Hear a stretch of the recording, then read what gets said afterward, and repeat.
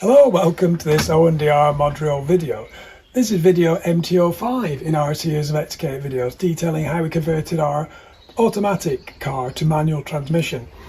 And in this video we're going to show you how we removed the brake servo or booster on the brake pedal in order to incorporate the clutch pedal.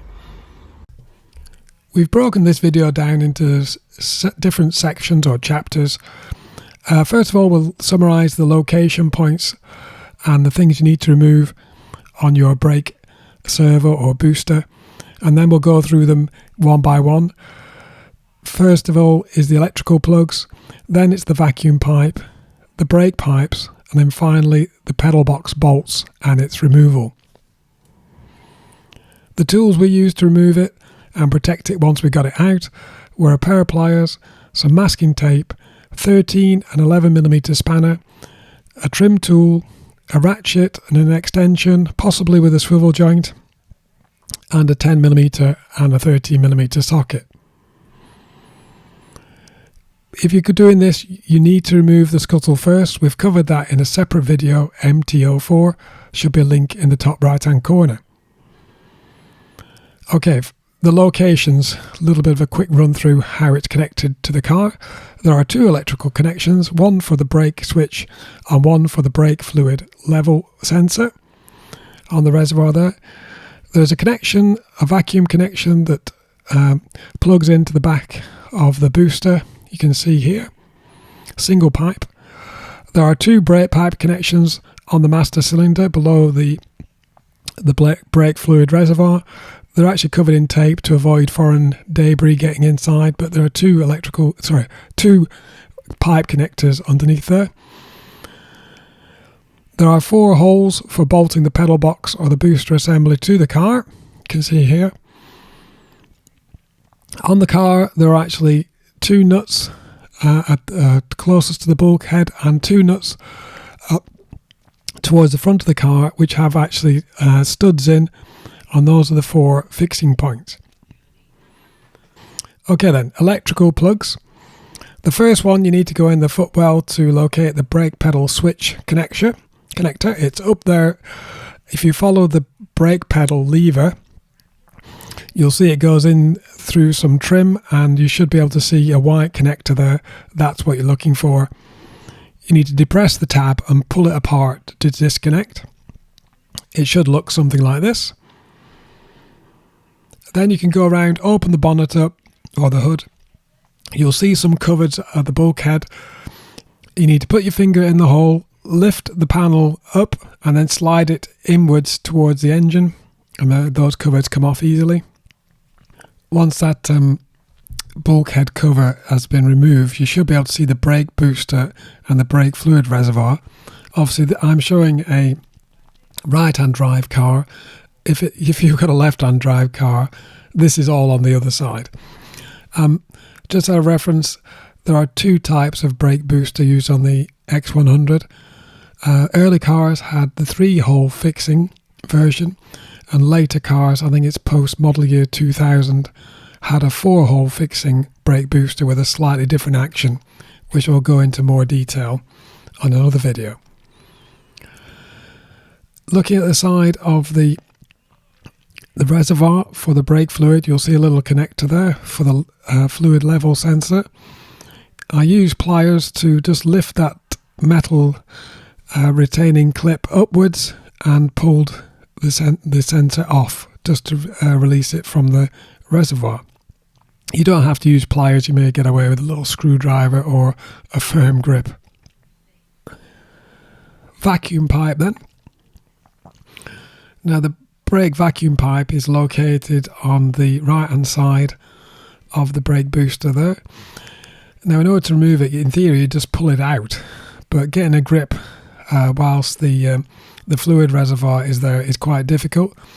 So I just carefully used a plastic trim tool to assist its removal, just pulled it out or levered it out, and as I say, there's a seal on the brake booster part number shown there which you may need to renew if you damage it. Again, I use tape to seal up the vacuum pipe to avoid debris falling in. the brake pipes, then you need to disconnect the brake pipes from the brake reservoir. There are two, obviously, and they are different spanners. The furthest forward is a 13mm spanner. Don't forget to use rags to catch any excess brake fluid or leaking brake fluid as it is released from the fluid reservoir. And the front forward most it needs an 11mm spanner.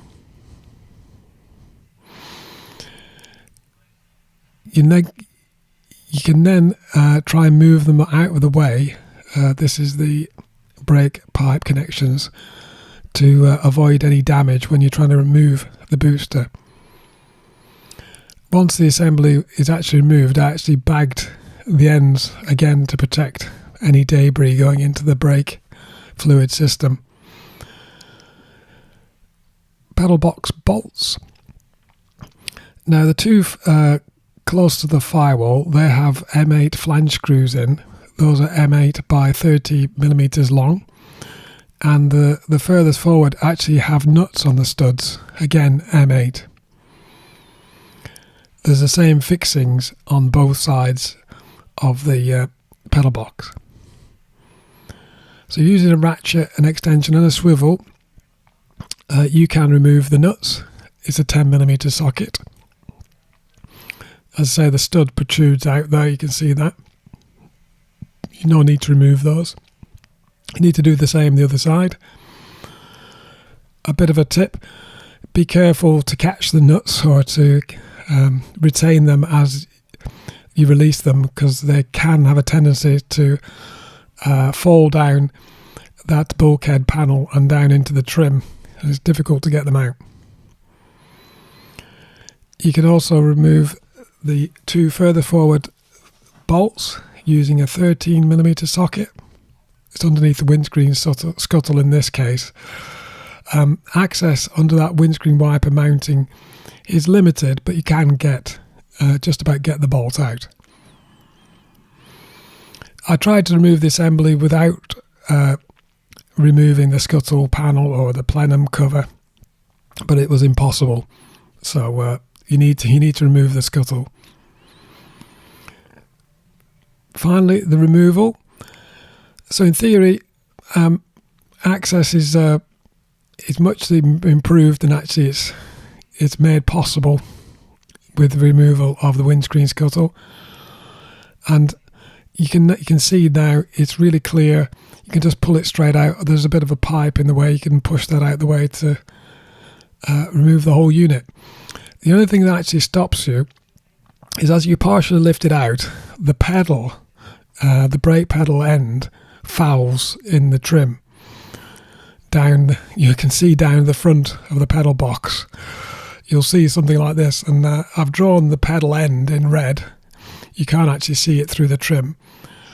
Now you need to rotate that 90 degrees to come up through the hole in the trim, and also make sure that that white socket, the left from the brake switch, doesn't foul in the opening as well.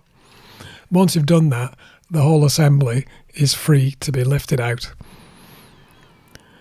Again, I did spill a bit of brake fluid even though I had rags there, and just make sure you clean it up if you spill any. You don't want that rotting and bubbling the paint. I did actually test fit the Mark 1 version of our pedal box lower bracket. Seemed to work okay. You can see I got some things wrong, but that's Mark 1 version.